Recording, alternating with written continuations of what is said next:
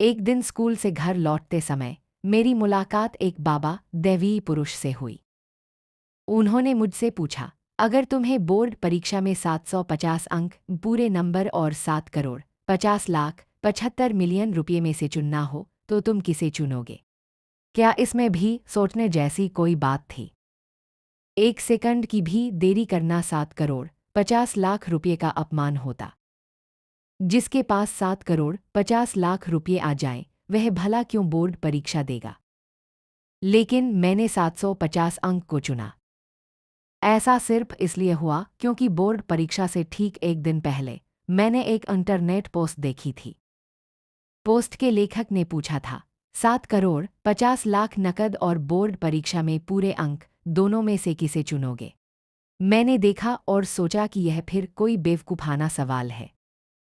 मैंने तुरंत अपना कीबोर्ड उठाया और ताना मारते हुए कमेंट किया, दिन रात बस चुनने की बातें करते रहते हो, चुन भी लिया तो क्या तुम मुझे दे दोगे? लेकिन मुझे उम्मीद नहीं थी कि पोस्ट का लेखक तुरंत जवाब देगा, तुम चुनकर तो देखो। यह देखकर मुझे हंसी आ गई। इसमें चुनने जैसा क्या था? आजकल यूनिवर्सिटी के छात्र गाय भैंसों की तरह अनगिनत हैं। 7 करोड़ 50 लाख रुपये से मैं 10,000 यूनिवर्सिटी के छात्रों को अपने यहाँ नौकरी पर रख सकता हूँ। लेकिन अगर मुझे बोर्ड परीक्षा में पूरे अंक मिलने की गारंटी हो तो टॉपर बनना भी बुरा नहीं है। लेखक ने फिर तुरंत जवाब दिया, अगर तुमने इसे चुना तो बोर्ड परीक्षा में तुम्हें पूरे अंक मिलना तय है और साथ ही तुम्हें सवालों को हल करने की एक बिल्कुल नई क्षमता, स्किल्स भी मिलेगी। हालांकि तुम इसके बारे में किसी और को नहीं बता सकते, वरना यह शक्ति गायब हो जाएगी। मैंने देखा कि वह इतनी रहस्यमयी बातें कर रहा था, तो मैंने मजाक में लिख दिया, अगर यह सच है तो मैं बोर्ड परीक्षा के पूरे अंक चुनता हूँ। अगर मैं टॉपर बन गया तो मेरे पूर्वज अपनी कब्रों से बाहर निकलकर मेरे लिए पटाखे फोड़ेंगे। इसके बाद मैंने फ़ोन फेंका और सो गया। अगले दिन जब एग्जामिनर ने प्रश्नपत्र मेरे हाथ में दिया तो उसे देखते ही मेरे शरीर में एक सिहरन दौड़ गई। उन सवालों के जवाब मेरे दिमाग में पागलों की तरह कौंधने लगे। सटीक रूप से कहें तो जो सवाल मुझे पहले बिल्कुल नहीं आते थे, उन्हें सिर्फ एक नज़र देखने भर से उनके पूरे अंक दिलाने वाले सही उत्तर सीधे मेरे दिमाग में आ रहे थे। फिर मैंने अपनी सांसें रोकीं और देखा कि मेरी लिखावट, जो पहले किसी कुत्ते के रेंगने जैसी बेहद खराब हुआ करती थी, इस समय किसी महान सुलेखक, कैलीग्राफर की कला जैसी सुंदर हो चुकी थी। मेरी आंखें फटी की फटी रह गईं। ये निश्चित रूप से लिखावट के बोनस अंक के लिए था, क्योंकि अगर आपके पास बिल्कुल सही उत्तर भी हों तो भी खराब लिखावट के कारण 1 या 2 नंबर काट ही लिए जाते हैं। चुनौती को भांपते हुए मैंने सबसे तेज गति से पेपर हल किया, उसे जमा किया और परीक्षा हॉल से बाहर आ गया। इस लिखावट का परीक्षण करने के लिए मैंने एक पेन निकाला और कागज पर लिखा, मैं बहुत हैंडसम हूँ। लिखावट वाकई लाजवाब थी। सिर्फ इस बेहतरीन लिखावट के दम पर ही मैं एक बेहद प्रसिद्ध सुलेखक बन सकता था। इस खोज ने मुझे खुशी से दीवाना कर दिया। सिर्फ हिंदी चीनी भाषा / साहित्य के एक पेपर ने मुझे इतनी जादुई क्षमता दे दी, तो फिर 7 करोड़ 50 लाख रुपये की क्या बिसात थी।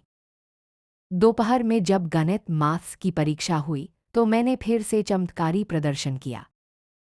हर सवाल को देखते ही दिमाग में उसे हल करने के सैकड़ों तरीके आ रहे थे। यहाँ तक कि कई तरीके तो मेरी समझ से भी परे थे। वे इस धरती पर मौजूद गणित के पारंपरिक तरीकों जैसे थे ही नहीं। गणित की परीक्षा खत्म होने के बाद परीक्षा हॉल में हर तरफ चीख पुकार मची थी। हे भगवान! आखिरी सवाल जो मैंने देखा वह तो एडवांस कैलकुलस हाई मैथमेटिक्स का था। इस बार पेपर सेट करने वाले क्या पागल थे? आगे की परीक्षाओं में भी मैं इसी तरह जीत के रथ पर सवार रहा और मेरे दिमाग में दुनिया को बदलने वाले ढेर सारे वैज्ञानिक कौशल आते गए। जब मैं सबसे पहले परीक्षा हॉल से बाहर निकला तो पास खड़े छात्र भौचक्के रह गए, यह लड़का क्या खाली कॉपी छोड़कर आया है? लेकिन मैंने इन अफवाहों पर ध्यान नहीं दिया और परीक्षा हॉल के पीछे अपनी एक रहस्यमयी छवि छोड़ गया। 2 दिन बाद हजारों सर्वश्रेष्ठ शिक्षक कंप्यूटर के सामने बैठकर तेजी से कॉपियां जांच रहे थे। दक्षिण पश्चिम मूल्यांकन टीम के प्रमुख चेन क्यू इधर-उधर घूमते हुए बार-बार जोर दे रहे थे, किसी भी गलती से बचना है, क्योंकि एक गलत मूल्यांकन किसी बच्चे का पूरा जीवन प्रभावित कर सकता है। अभी उनकी बात खत्म ही हुई थी कि एक जांचकर्ता शिक्षक अचानक अपनी सीट से उठ खड़ा हुआ। चेन क्यू ने तुरंत डांटा, तुम क्या कर रहे हो? शांत रहो, क्या तुम्हें नियमों का नहीं पता? कॉपी जांच रही शिया चूशुए के चेहरे पर गहरा आश्चर्य था। चेन प्रमुख, जरा यहाँ आकर इसे देखिए। मुझे लगता है कि यह पूरे अंकों फुल मार्क्स का निबंध है। वहाँ मौजूद सभी लोग दंग रह गए। अभी तो मूल्यांकन शुरू ही हुआ था और इतनी जल्दी फुल मार्क्स का निबंध आ गया। चेन क्यू ने कंप्यूटर स्क्रीन पर नजरें गड़ाईं। सिर्फ एक नज़र देखते ही उनके चेहरे के भाव बदल गए। यह सचमुच अद्भुत लिखा गया है। भले ही इसकी कहानी बकवास होती तो भी मैं इसकी बेहतरीन लिखावट के लिए इसे 20 नंबर दे देता। जब उन्होंने निबंध की सामग्री को पढ़ा तो चेन क्यू के रोंगटे खड़े हो गए। इस छात्र ने मात्र 1000 शब्दों में पूरे देश के उतार-चढ़ाव, गौरव और इतिहास को समेट दिया था। वह अचानक चिल्लाए, रिपोर्ट करो। तुरंत उच्च अधिकारियों को रिपोर्ट करो। हो सकता है कि इस साल का पहला फुल मार्क्स निबंध हमारे यहाँ से ही निकला हो। कुछ दिनों बाद गणित की कॉपियों की जांच शुरू हुई। एक शिक्षक अचानक चिल्ला उठा, इस उत्तर पुस्तिका में कुछ अजीब है। उत्तर तो सारे सही हैं, लेकिन हल करने का तरीका, स्टेप्स, किसी को समझ नहीं आ रहा। इस तरह का नज़ारा बाकी के मूल्यांकन केंद्रों पर भी बार-बार देखने को मिला। जब आखिरकार बोर्ड परीक्षा का परिणाम घोषित हुआ तो उम्मीद के मुताबिक मुझे पूरे 750 अंक मिले और मैं देश में पहले स्थान पर रहा। इस खबर ने इंटरनेट पर तहलका मचा दिया। मेरे सहपाठी घुटनों के बल बैठकर चिल्लाने लगे, भगवान अंधा है। यह लड़का जो हमेशा पढ़ाई से भागता था और आवारागर्दी करता था, वह असल में छुपकर पढ़ने वाला इतना बड़ा टॉपर निकला। लेकिन सहपाठियों से भी ज़्यादा हैरान कॉपियां जांचने वाले और समीक्षा समिति के प्रोफेसर थे। उन्हें समझ नहीं आ रहा था कि मैंने उन गणित के कठिन सवालों को आखिर हल कैसे किया था। इससे पहले पूरी दुनिया में गणित हल करने का ऐसा तरीका कभी देखा ही नहीं गया था। अचानक देश की तमाम बड़ी यूनिवर्सिटीज के अधिकारी अपने फ़ोन उठाने लगे ताकि दूसरों से पहले मुझे अपने यहाँ एडमिशन का ऑफर दे सके। इस समय मेरे माता-पिता भी पूरी तरह हैरान थे। अरे सुनो, क्या तुमने समाचार देखा? लूचुआन नाम के एक छात्र ने परीक्षा में पूरे अंक हासिल किए हैं। इसका नाम हमारे बेटे जैसा ही है। यह सुनकर मैं आलस से झूमता हुआ बेडरूम से बाहर आया। क्या ऐसा हो सकता है कि वह लूचुआन में ही हूँ? जब मैंने फ़ोन निकालकर अपना रिजल्ट दिखाया तो 750 अंकों के स्कोर ने उनकी आंखें चौंधिया दी। मेरे पिता कुछ देर तक बुत बने खड़े रहे और फिर अचानक घर से बाहर की तरफ भागे। मैं जरा जाकर देखता हूँ कि हमारे पूर्वजों की कब्र पर कोई चमत्कार तो नहीं हुआ, किस्मत तो नहीं चमक गई। मैंने तुरंत अपने माता पिता को रोका और उन्हें बताया कि मेरा यूनिवर्सिटी जाने का कोई इरादा नहीं है, क्योंकि मैं परीक्षा समिति को चुनौती देना चाहता हूं ताकि वे परीक्षा के स्तर को और कठिन बनाएं और मैं सार्वजनिक रूप से घोषणा करूंगा कि मैं अगले साल फिर से परीक्षा दूंगा। दूसरों के लिए बोर्ड परीक्षा का मतलब यूनिवर्सिटी का एडमिशन लेटर होता है, लेकिन मेरे लिए यह खुद को बेहतर बनाने का जरिया था। जितनी बार मैं परीक्षा दूंगा, मुझे उन कठिन सवालों से जुड़े वैज्ञानिक ज्ञान और कौशल मिलते जाएंगे जिससे मैं एक महान गणितज्ञ या भौतिक विज्ञानी, फिजिसिस्ट बन सकूंगा। विदेशी ताकतें हमारे देश के विकास को रोकने के लिए जिन तकनीकों पर प्रतिबंध लगाती हैं, अगर उन प्रतिबंधित तकनीकों को किसी तरह इस परीक्षा के प्रश्नपत्र में शामिल करवा दिया जाए तो क्या सारी समस्याओं का समाधान चुटकियों में नहीं हो जाएगा?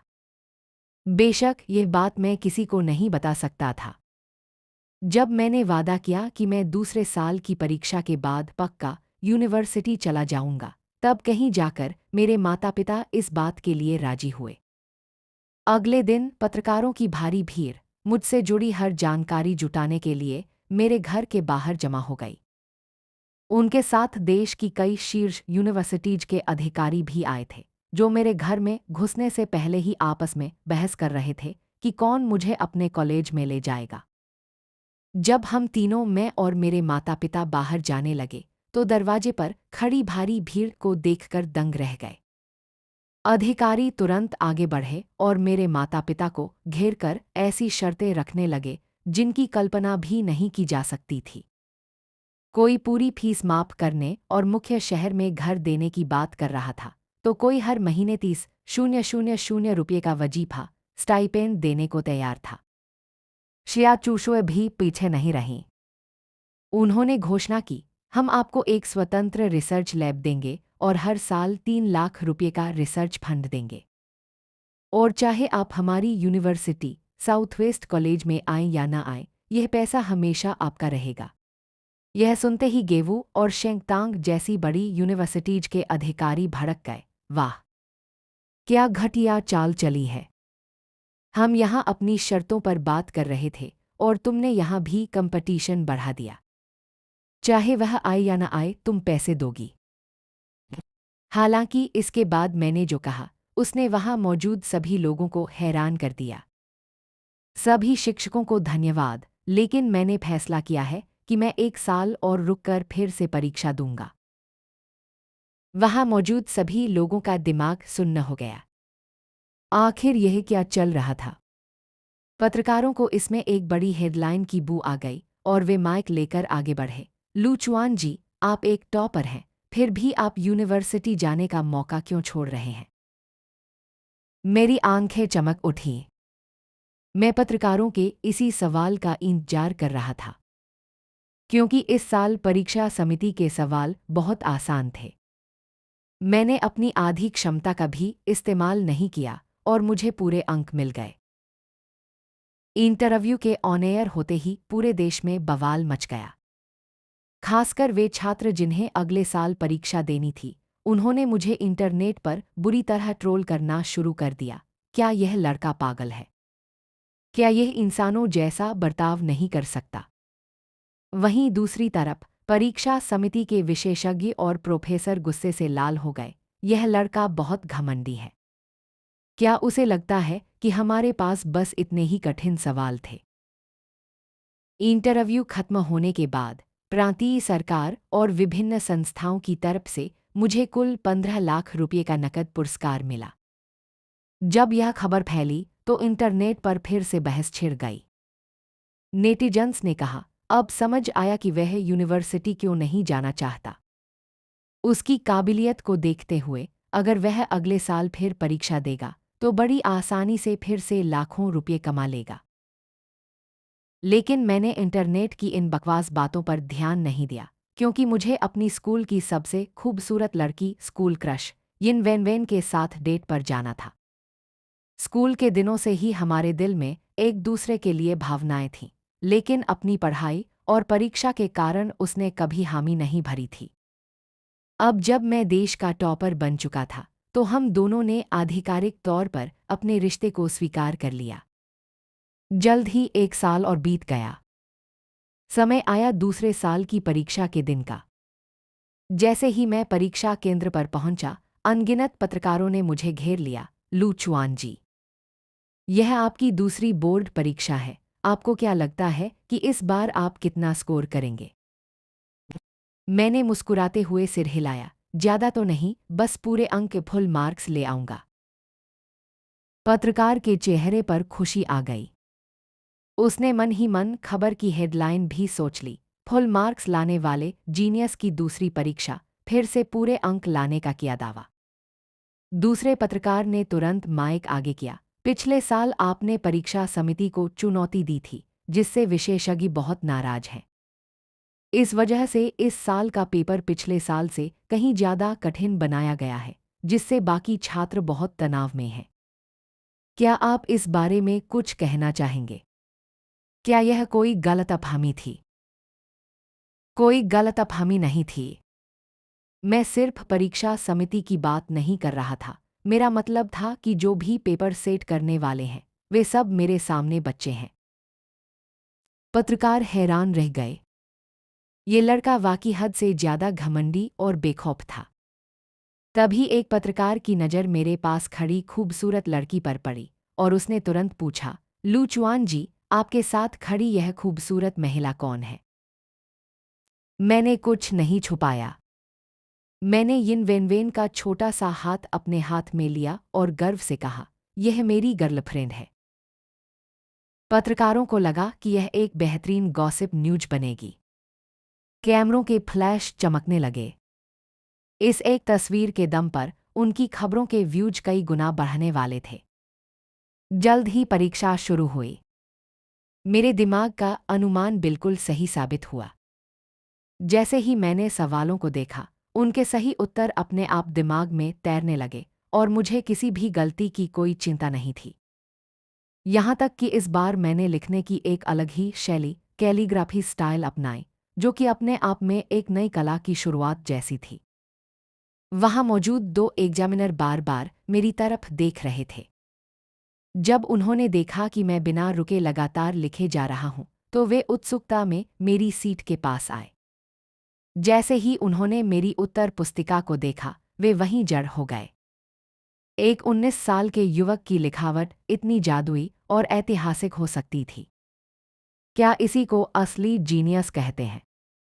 लेकिन जब उनकी नज़र मेरे निबंध के विषय पर पड़ी, तो उनके होश उड़ गए। इस साल परीक्षा समिति ने अपना सबसे कठिन दांव खेला था।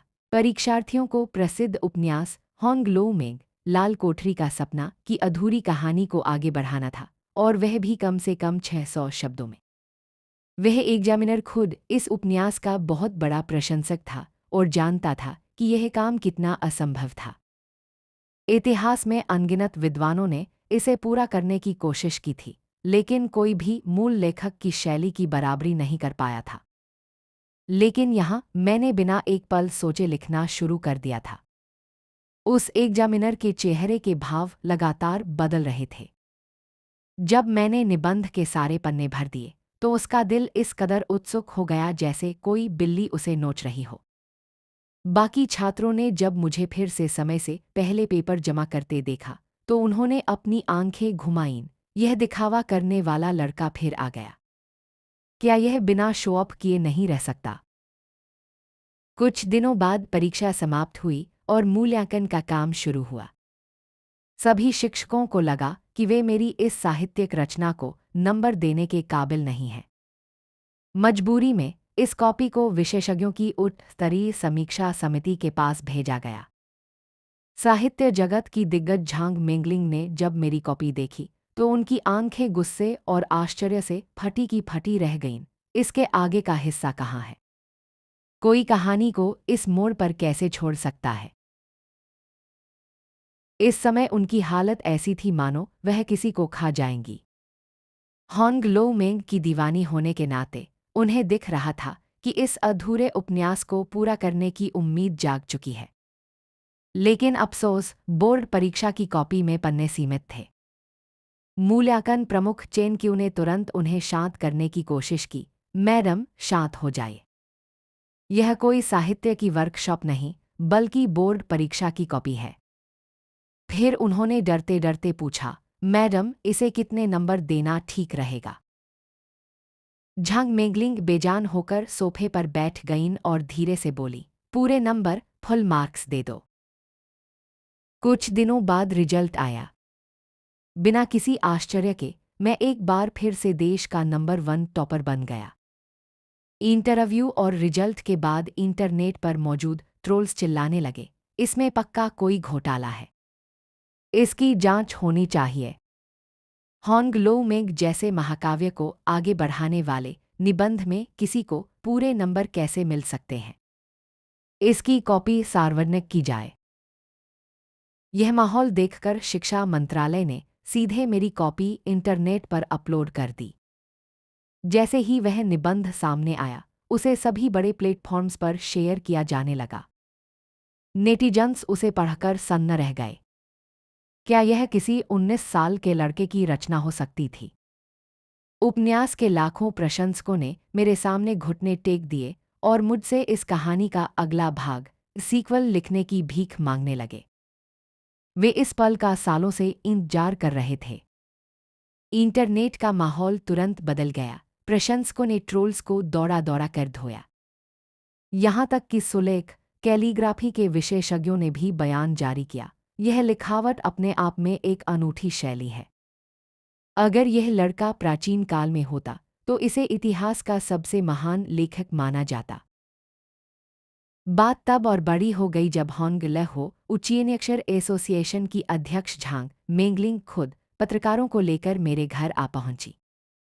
वह चाहती थीं कि मैं इस उपन्यास को आगे लिखना जारी रखूं और इसके लिए मैं जितनी चाहे उतनी रकम फीस मांग सकता था, क्योंकि मेरे अलावा पूरी दुनिया में कोई और इस उपन्यास को उसकी मूल आत्मा के साथ पूरा नहीं कर सकता था।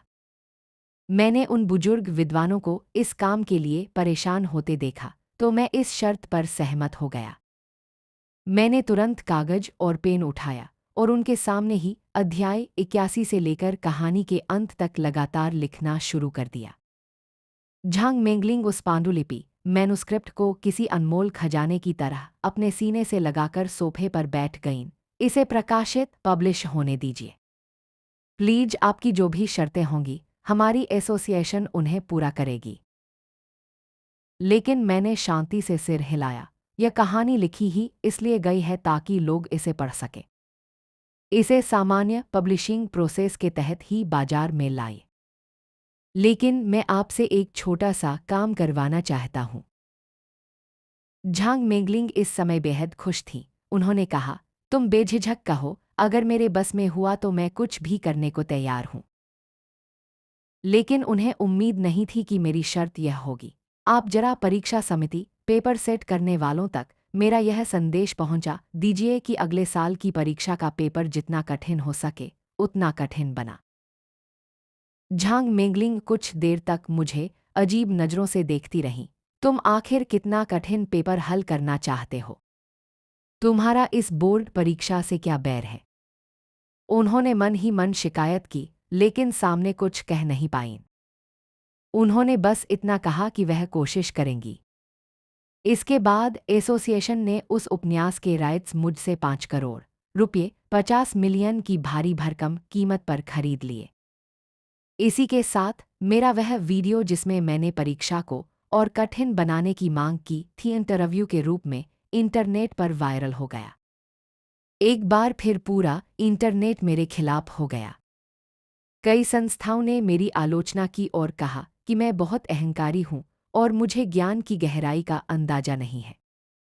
लेकिन 3 दिन बाद जैसे ही होंग लो मेंग का वह नया भाग बाजार में आया, उसकी सारी प्रतियां कॉपीज कुछ ही सेकंड में बिक गईं। इस सफलता ने आलोचकों और ट्रोल्स के मुंह पर एक ऐसा जोरदार तमाचा मारा कि वे सब डिप्रेशन में चले गए। इधर देश के सबसे बड़े बिजनेस टाइकून, फाइनेंशियल जायंट यिन तियानशी अपने ऑफिस में बैठे उस किताब को पढ़ते हुए रो रहे थे। लू चुआन नाम के इस बच्चे ने इतनी कम उम्र में कितना शानदार लिखा है। उन्होंने तुरंत अपनी सेक्रेटरी से कहा कि इस लड़के के बारे में सारी जानकारी निकालो। कुछ ही देर में सेक्रेटरी ने उन्हें मेरा एक इंटरव्यू वीडियो भेजा। जब यिन तियानशी ने वीडियो में अपनी बेटी यिन वेनवेन को देखा तो उनकी आंखें फटी की फटी रह गईं। पास खड़ी सेक्रेटरी को लगा कि बॉस गुस्से में आगबूला होने वाले हैं और वह डरकर पीछे हट गई। लेकिन यिन तियानशी अचानक मुस्कुराए और बोले, यह लड़का इस मुकाम पर पहुंच गया है, फिर भी मुझसे यानी अपने होने वाले ससुर से मिलने नहीं आया। इसके बाद उन्होंने सेक्रेटरी से कहा कि उनकी बेटी के साथ उनकी मुलाकात फिक्स की जाए।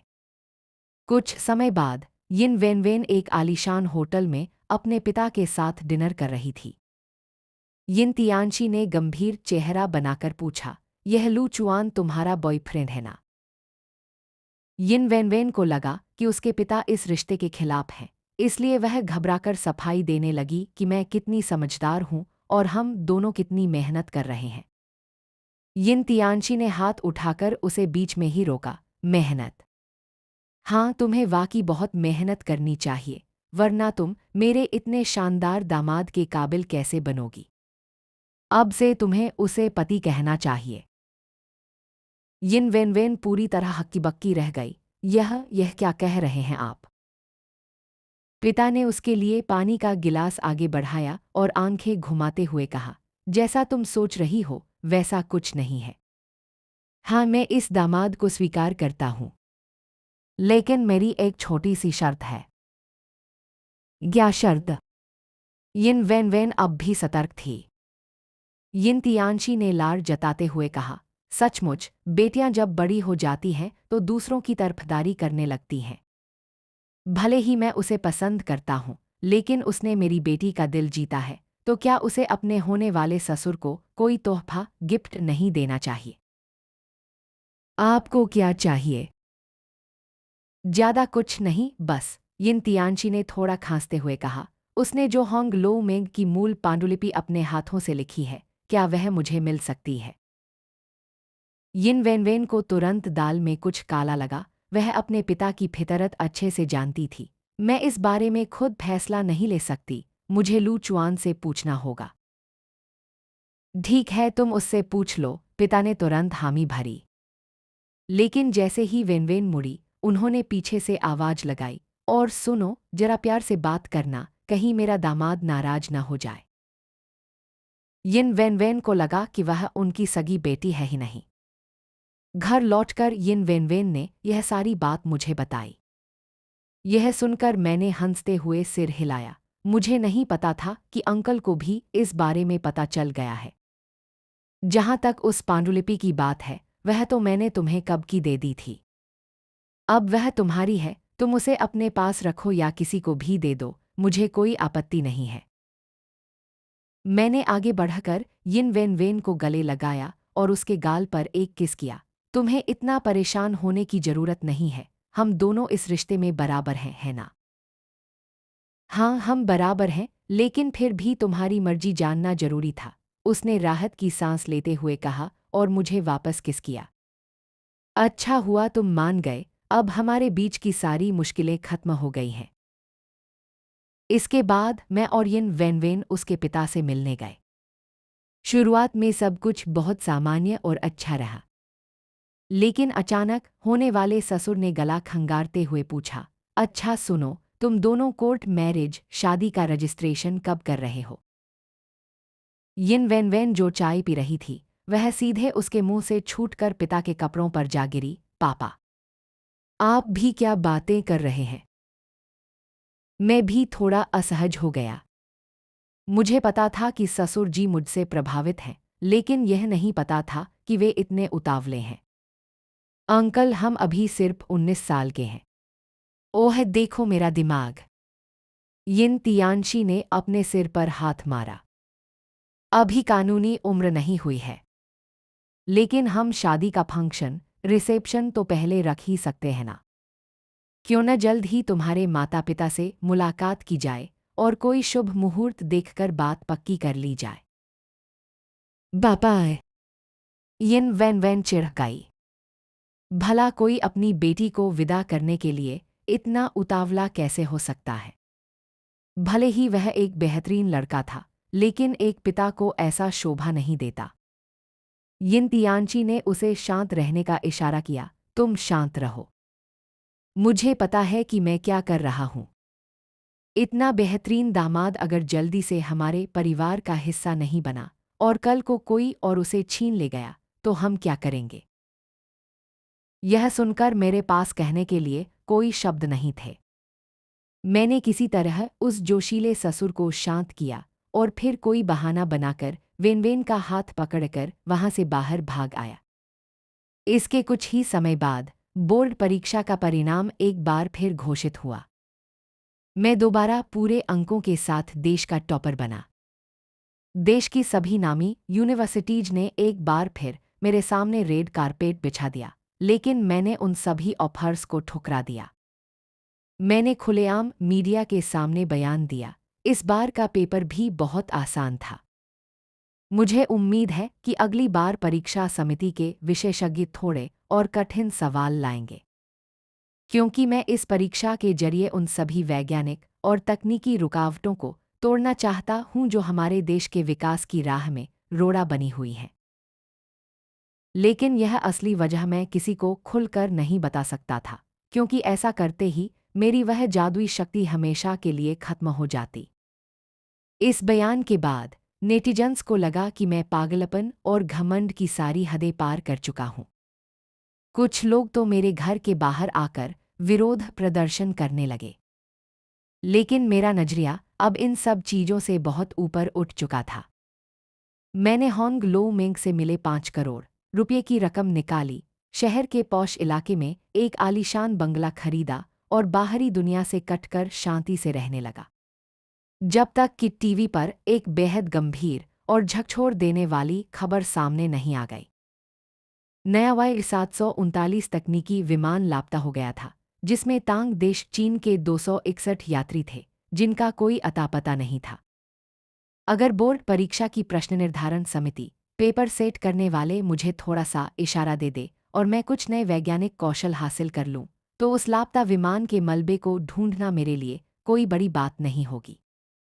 इसी बीच शिक्षा विभाग ने इस वर्ष की बोर्ड परीक्षा को लेकर कुछ बेहद महत्वपूर्ण निर्देश जारी किए।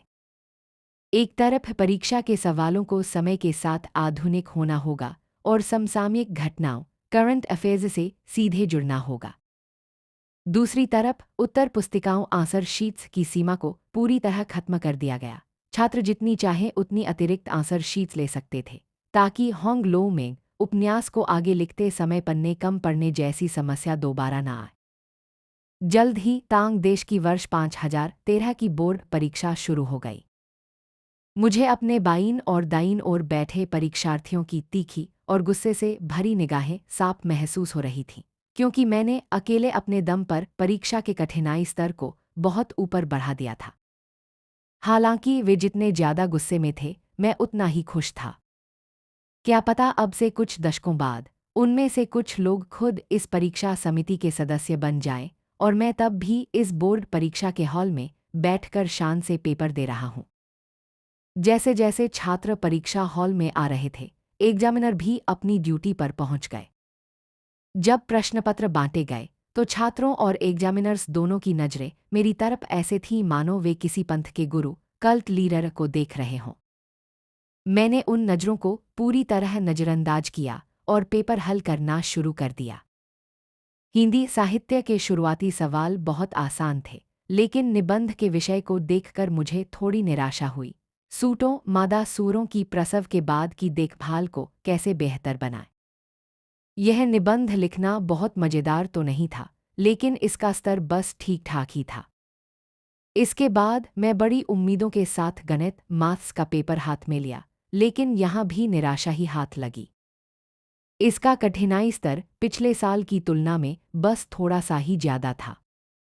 शुक्र है कि दूसरे दिन आखिरकार भौतिक विज्ञान फिजिक्स के पेपर में मुझे एक असली और कठिन सवाल मिल गया। मान लीजिए कि विमान Y739 दुर्घटनाग्रस्त हो चुका है, तो अपने भौतिक विज्ञान के ज्ञान का उपयोग करके इसके क्रैश होने के सटीक स्थान का विश्लेषण कीजिए। यह सवाल एक अतिरिक्त बोनस प्रश्न के रूप में था, जिसके लिए केवल एक नंबर निर्धारित था। जब बाकी सभी छात्रों ने इस सवाल को देखा, तो उनके सिर में दर्द होने लगा और वे कांप उठे। लेकिन केवल मैं ही था जो मन ही मन जोर से हंस रहा था।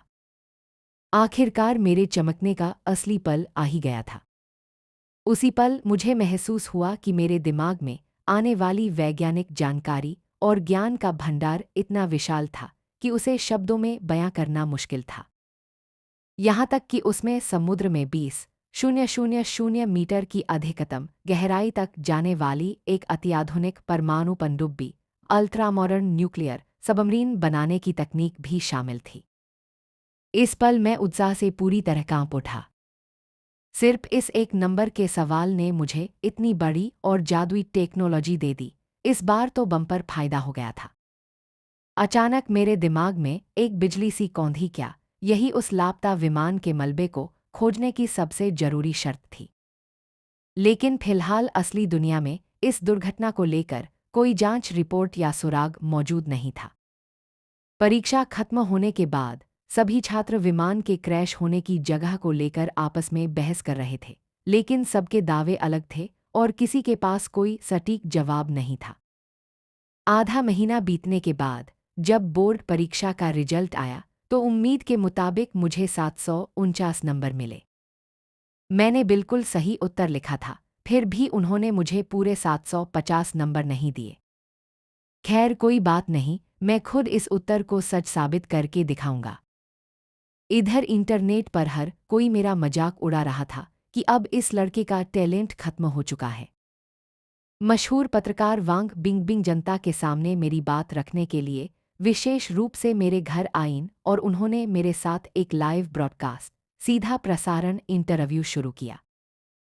उनकी प्रोफेशनल स्किल्स लाजवाब थीं और उनकी आवाज़ बेहद मधुर थी। लाइव शुरू होने के आधे मिनट के भीतर ही दर्शकों की संख्या लाखों में पहुंच गई। उन्होंने मुझसे पहला सवाल पूछा, इस साल परीक्षा हॉल में आपका प्रदर्शन कैसा रहा? मैंने शांति से जवाब दिया, हमेशा की तरह स्थिर और बेहतरीन। लेकिन लाइव चैट के कमेंट्स में गालियों की बाढ़ आ गई। तुम खुद को इतना बड़ा 30 मार्का समझते थे, तो इस बार पूरे नंबर क्यों नहीं आए? मैंने नेटिजन्स के कमेंट्स को देखते हुए सीधे पलटवार किया, जिसने भी यह सवाल पूछा है, जरा मुझे यह बताए कि आपको किसने कहा कि मुझे पूरे नंबर नहीं मिले? वांग बिंगबिंग और लाइव देख रहे सभी दर्शक सन्न रह गए। किसने बताया? यह बताने की क्या जरूरत थी? आधिकारिक तौर पर रिजल्ट घोषित हो चुका था कि देश में सबसे ज्यादा स्कोर 749 नंबर था, तो भला इससे ज्यादा क्या हो सकता था? यह सुनकर मैंने कहा, मूल्यांकन टीम कॉपी जांचने वालों से बहुत बड़ी चूक हुई है। मैंने जो उत्तर लिखा था वह बिल्कुल सही लोकेशन थी, लेकिन उन्होंने बिना उसकी जांच किए मेरे नंबर काट लिए। अगर मैं खुद समंदर में जाकर उस विमान का मलबा ढूंढ निकालूं, तो यह साबित हो जाएगा कि मेरा उत्तर बिल्कुल सही था। मेरी इस बात ने पूरे इंटरनेट पर तहलका मचा दिया। इधर परीक्षा समिति के सदस्य जो एक होटल में अपनी सफलता की पार्टी मना रहे थे, उनमें से एक सदस्य ये लाइव देख रहा था और उसे देखते ही वहां हंगामा मच गया। यह लड़का सचमुच कुछ भी बोल देता है। यह लू चुआन क्या खुद को भगवान समझता है? यह इतना दिखावा कैसे कर सकता है? तभी मैंने कैमरे की तरफ सीधे देखते हुए बेहद शांत आवाज में कहा, वह लापता विमान इस समय दुनिया की सबसे गहरी समुद्री खाई जॉर्जिया ट्रेंच के सबसे निचले हिस्से में मौजूद है। वांग बिंगबिंग हैरान रह गईं, लेकिन उन्होंने तुरंत खुद को संभाला। क्या वह दुनिया की सबसे गहरी खाई है?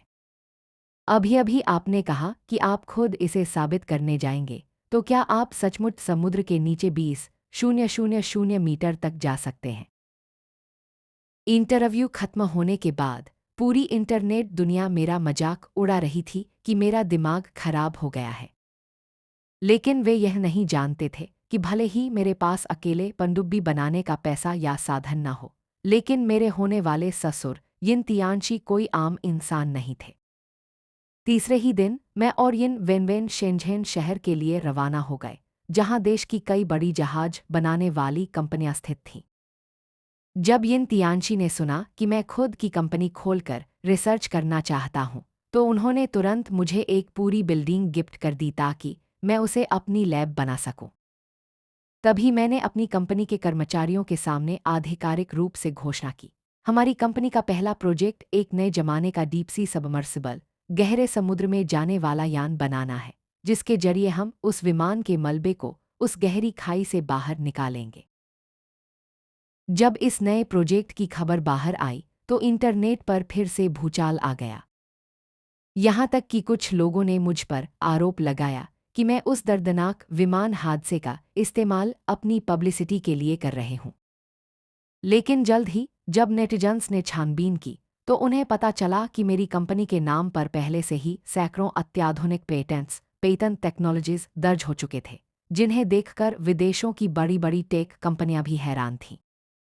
आखिरकार फ्यूचर टेक्नोलॉजी मेरी कंपनी की स्थापना के तीसरे महीने में वह सबमर्सिबल पूरी तरह बनकर तैयार हो गया और पानी में उतरने के लिए तैयार था।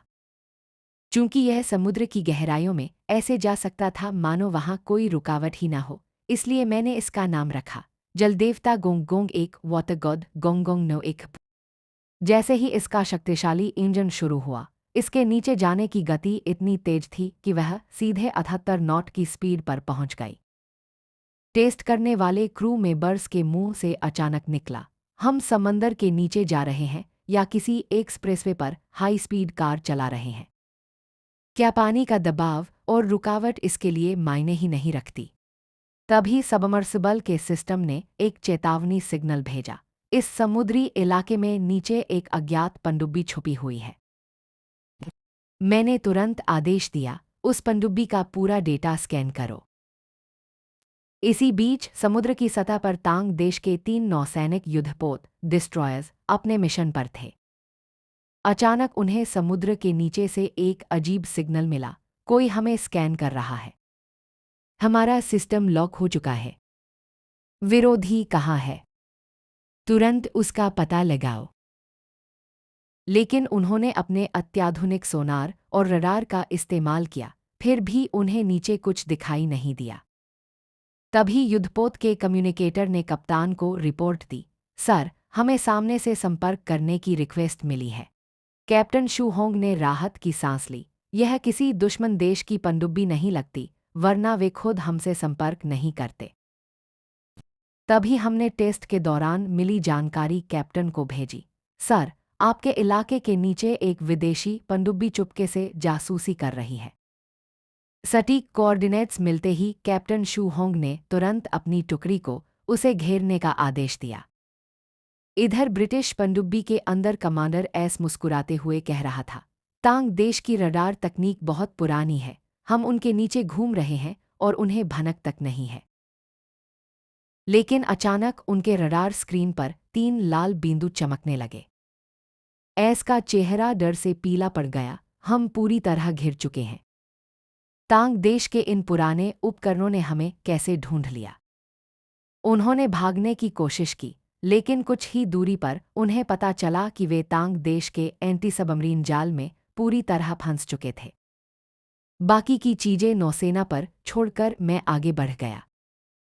हमारा यह टेस्ट पूरे 3 दिनों तक चला और गोंग गोंग 1 का प्रदर्शन बिल्कुल परफेक्ट रहा। इसके बाद फ्यूचर टेक्नोलॉजी कंपनी ने आधिकारिक घोषणा की कि हम जॉर्जिया ट्रेंच की गहराई में जाकर विमान के मलबे को खोजने का अभियान शुरू कर रहे हैं और इसका पूरा लाइव टेलीकास्ट सीधा प्रसारण किया जाएगा। इंटरव्यू और इस घोषणा से इंटरनेट पर तहलका मच गया। जैसे ही आधिकारिक लाइव रूम खुला, करोड़ों दर्शक उसमें आ गए। मात्र 10 मिनट के भीतर लाइव देखने वालों की संख्या 50 लाख पार कर गई। जैसे ही सबमर्सिबल के दरवाजे बंद हुए और वह समुद्र में समा गया, गोंग गोंग 1 बेहद तेज गति से नीचे जाने लगा। जब गहराई 8000 मीटर से ज़्यादा हो गई, तो आसपास समुद्री जीव लगभग खत्म हो चुके थे। इसी बीच लाइव रूम में देश के कई बड़े वीआईपी लोग और यहाँ तक कि तांग देश के एयरोस्पेस कॉरपोरेशन के अधिकारी भी आ गए, जो मेरे साथ पार्टनरशिप करना चाहते थे। अचानक लाइव स्क्रीन पर एक बहुत बड़ा काला साया मंडराने लगा। वह साया गोंग गोंग 1 के पीछे पीछे आ रहा था। जब सबमर्सिबल ने अपना रुख बदला और कैमरा घुमाया, तो वहां मौजूद हर इंसान की चीख निकल गई। स्क्रीन पर लगभग 20 मीटर लंबी एक विशालकाय शार्क मेगालोरोन दिखाई दे रही थी, जिसके नुकीले दांत बेहद डरावने थे। मैंने लाइव चैट में मचे तहलका और लोगों की चिंता पर ध्यान नहीं दिया। मैंने मुस्कुराते हुए डैशबोर्ड पर मौजूद एक लाल बटन को दबा दिया। सबमर्सिबल के निचले हिस्से से एक तेज बैंगनी रंग की लेजर लाइट, इलेक्ट्रोमैग्नेटिक पल्स निकली और वह विशाल शार्क पलक झपकते ही खून के गुबार में बदलकर समुद्र के पानी में मिल गई। यह लाइव देख रहे ब्रिटिश नौसेना के उच्च अधिकारियों का दिमाग चकरा गया। इनके पास इलेक्ट्रोमैग्नेटिक गन, इलेक्ट्रिक कैनन की इतनी खतरनाक तकनीक कहाँ से आई? तुरंत हमारे 3 एयरक्राफ्ट कैरियर्स युद्धपोत बेरे को वहां भेजो और उस सबमर्सिबल को अपने कब्जे में ले लो।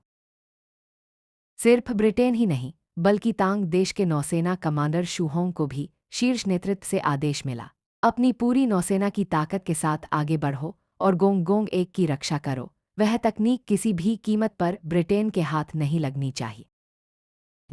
लेकिन समुद्र की गहराइयों में बैठे मुझे इस बाहरी युद्ध जैसी स्थिति का कोई अंदाजा नहीं था। मैं लगातार खाई के सबसे गहरे बिंदु की तरफ बढ़ रहा था। कुछ ही देर बाद मॉनिटर स्क्रीन पर एक विमान का मलबा साफ दिखाई दिया। नेटिजन्स खुशी से झूम उठे, वह लापता विमान सचमुच यहीं क्रैश हुआ था। लूचुआन का दावा बिल्कुल सच था। लेकिन जब पूरी दुनिया जश्न मना रही थी, तभी मेरे सबमर्सिबल के इंटरकॉम पर एक सीक्रेट मिलिट्री मैसेज आया। तांग देश की नौसेना ने कहा, लूचुआन जी, इस समय समुद्र की सतह पर कई देशों के युद्धपोत और पनडुब्बियां जमा हो चुकी हैं और उनकी नीयत गोंग एक को लेकर ठीक नहीं है। हमारी नौसेना उनके सामने डटी हुई है। हम आपकी और आपके यान की सुरक्षा के लिए अपनी जान की बाजी लगा देंगे। यह संदेश सुनते ही लाइव रूम के दर्शकों के चेहरे का रंग उड़ गया। यह क्या हो रहा है? क्या दोनों देशों के बीच युद्ध छिड़ने वाला है? इसी बीच समुद्र की सतह पर विदेशी बेड़े तेजी से आगे बढ़ने लगे। कैप्टन शू होंग गुस्से और तनाव में थे। हम अपनी तरफ से पहली गोली नहीं चला सकते, वरना इसके परिणाम बहुत खतरनाक होंगे। उन्होंने आदेश दिया, बिना फायरिंग किए अपनी जहाज़ों की बॉडी का इस्तेमाल करके दुश्मन के जहाज़ों को धक्का देकर पीछे धकेलो। गोंग एक के अंदर बैठे मेरे दिल में भी गुस्से की आग भड़क उठी। मेरे दिमाग में एक मजबूत विचार आया, मुझे सिर्फ 3 साल का समय दो, मैं तांग देश की नौसेना को इस पूरी दुनिया के समुद्रों का राजा बना दूंगा। साथ ही मुझे यह सोचकर दुख और तकलीफ भी हो रही थी कि अगर इस तनातनी में मेरे देश के सैनिकों को कोई नुकसान पहुंचा, तो मैं उस नुकसान की भरपाई दुश्मन के खून से करूंगा। समुद्र की सतह पर स्थिति बेहद नाजुक हो चुकी थी। दोनों पक्षों के डिफेंस सिस्टम एक्टिव थे और मिसाइलों को हवा में ही इंटरसेप्ट किया जा रहा था। लेकिन तांग देश की जहाज़ों की संख्या कम होने के कारण शू होंग के जहाज अब 3 मिनट से ज्यादा नहीं टिक सकते थे। तभी देश के नौसेना कमांड रूम में एक बुजुर्ग जनरल गुस्से में दहाड़, डोंगफेंग मिसाइल कंट्रोल, डंगफेंग एक्सप्रेस को तुरंत तैयार करो। अगर अगले 10 सेकंड के भीतर उन्होंने गोलाबारी और उकसाना बंद नहीं किया, तो हम किसी भी हद तक जाकर विनाशकारी पलटवार करेंगे। उसी पल विदेशी युद्धपोतों के अंदर अचानक रेड अलर्ट के अलार्म पागलों की तरह बजने लगे। उनके कमांडर्स चिल्लाने लगे, फायरिंग रोको, तुरंत पीछे हटो। हम तांग देश की डोंगफेंग न्यूक्लियर मिसाइलों के निशाने पर आ चुके हैं। इस ऐतिहासिक घटना के बाद पनडुब्बी और सैन्य तकनीक के क्षेत्र के तमाम बड़े दिग्गज और बिजनेसमैन मेरी कंपनी के दरवाजे पर लाइन लगाकर खड़े हो गए। देखते ही देखते हमारी कंपनी को 30 अरब रुपये 30 बिलियन के ऑर्डर्स मिल गए। इतना सारा पैसा आने के बाद मैंने बेहद आलीशान और हाई प्रोफाइल लाइफस्टाइल अपनाई। मैंने घोषणा की, हमारी कंपनी के सभी कर्मचारियों की सैलरी 3 गुना की जाती है। हफ्ते में 2 दिन का वीकेंड, शनिवार रविवार छुट्टी रहेगा, और अगर किसी ने गलती से भी ओवरटाइम ज़्यादा काम किया तो मैं उसे नौकरी से निकाल दूं। कंपनी की सफाई कर्मचारी चेन आंटी ने जब देखा कि सिर्फ साफ सफाई के काम के लिए उन्हें महीने के 20,000 रुपये मिल रहे हैं, तो उन्होंने तुरंत अपनी पढ़ी लिखी बेटी को फ़ोन किया, जल्दी आ और यहाँ टॉयलेट साफ करने की नौकरी के लिए अप्लाई कर दे, इससे अच्छी जगह दुनिया में नहीं है। तभी इंटरनेट पर कुछ तथाकथित विशेषज्ञों ने आर्टिकल्स लिखकर मेरी आलोचना शुरू कर दी। युवाओं को इतनी ज़्यादा सैलरी देना उनके संघर्ष करने की आदत को नुकसान पहुंचाता है, यह देश के भविष्य के लिए ठीक नहीं है। यह न्यूज़ देखकर मैंने सोशल मीडिया पर सार्वजनिक जवाब दिया, फ्यूचर टेक्नोलॉजी के पास पैसों की कोई कमी नहीं है। हम अपने कर्मचारियों की कद्र करना जानते हैं। देश के सभी प्रतिभावान युवाओं का हमारी कंपनी में स्वागत है। इस कदम ने नेटिजन्स का दिल जीत लिया। जो लोग कल तक मुझे घमंडी कह रहे थे, वे अब मेरे सबसे बड़े प्रशंसक बन गए। लू चुआन, तुम मेरे भगवान हो। परीक्षा समिति को तुरंत लू चुआन का वह कटा हुआ एक नंबर वापस लौटाना चाहिए। इसके बाद काफी समय से शांत बैठी बोर्ड परीक्षा समिति एक बार फिर लोगों के निशाने पर आ गई। समिति के अध्यक्ष वू जियानजुन, जिन्होंने पहले बड़े गर्व से कहा था कि कोई भी छात्र उस सवाल का सही जवाब नहीं दे सकता। मेरा उत्तर सच साबित होने के बाद उनका चेहरा शर्म से लाल हो चुका था। वू जियानजुन के मन में गुस्से की एक लहर उठी। मुझे विश्वास नहीं होता। अगले साल की परीक्षा में मैं गणित के इतिहास की सबसे कठिन अनसुलझी थ्योरी माथ्स कंजेक्चर पेपर में डालूंगा। मैं भी देखता हूं कि ये लू चुआन उसे कैसे हल करता है। इधर मैं अपनी कंपनी में नौसेना के एक बड़े अधिकारी वू लाओ जनरल वू का स्वागत कर रहा था। वह चाहते थे कि फ्यूचर टेक्नोलॉजी सेना के साथ मिलकर काम करे और एक ऐसा आधुनिक एयरक्राफ्ट कैरियर बैटल ग्रुप युद्धपोत बेड़ा तैयार करे जो ब्रिटेन से कई गुना आगे हो। उन्होंने कहा, अगर आप इस प्रोजेक्ट के लिए तैयार हैं तो आपकी जो भी शर्तें होंगी हम उन्हें मानेंगे। यहाँ तक कि आपको सेना में कर्नल या ब्रिगेडियर कमांडर का मानद पद भी दिया जाएगा। उनकी बात सुनकर मेरे माथे पर ठंडा पसीना आ गया। वे लोग मुझे कुछ ज़्यादा ही काबिल समझ रहे थे। असल समस्या यह थी कि मुझे सचमुच एयरक्राफ्ट कैरियर बनाना नहीं आता था। अपने दिमाग में विचारों को दौड़ाते हुए मैंने उनके सामने 2 शर्तें रखीं। वू लाओ, जैसा कि आप जानते हैं, मैं हर साल बोर्ड परीक्षा देता हूँ। अगले साल की परीक्षा के समय मैं चाहता हूँ कि सेना थोड़ा सा हस्तक्षेप करे और भौतिक विज्ञान फिजिक्स के पेपर में एयरक्राफ्ट कैरियर की तकनीक से जुड़ा एक सवाल शामिल करवा दे। मैं उसका जवाब परीक्षा में लिख दूंगा। वू लाओ कुछ पल के लिए अवाक रह गए। यह कैसी अजीबोगरीब शर्त थी। हमारी मिलिट्री रिसर्च लैब्स का बजट हर साल अरबों रुपये का है। क्या वह बजट तुम्हारी बोर्ड परीक्षा के एक सवाल के बराबर भी नहीं है? मैंने मन ही मन सोचा कि मैं यहाँ एक बड़ा दांव खेल रहा हूँ, लेकिन अगर मैंने इस मौके का फायदा नहीं उठाया तो यह मेरी जादुई शक्ति का अपमान होगा। अच्छी बात यह रही कि वू लाओ आखिरकार मेरी इस शर्त पर सहमत हो गए कि अगले साल परीक्षा में सेना की तरफ से एक सवाल डलवाया जाएगा। लोहा गर्म देखकर मैंने तुरंत अपनी दूसरी शर्त भी रख दी। अगर मैं एयरक्राफ्ट कैरियर की समस्या को सफलतापूर्वक हल कर देता हूँ तो मैं चाहता हूँ कि वू लाओ मुझे सेना के लिए हथियार और मिलिट्री उपकरण बनाने का आधिकारिक लाइसेंस मिलिट्री प्रोडक्शन लाइसेंस दिलवाने में मदद करे। काफी बातचीत के बाद सेना के प्रतिनिधि वहां से चले गए। रास्ते में वू लाओ के असिस्टेंट ने उनसे पूछा, सर, आपने लू चुआन की इतनी अजीब शर्तें क्यों मान ली?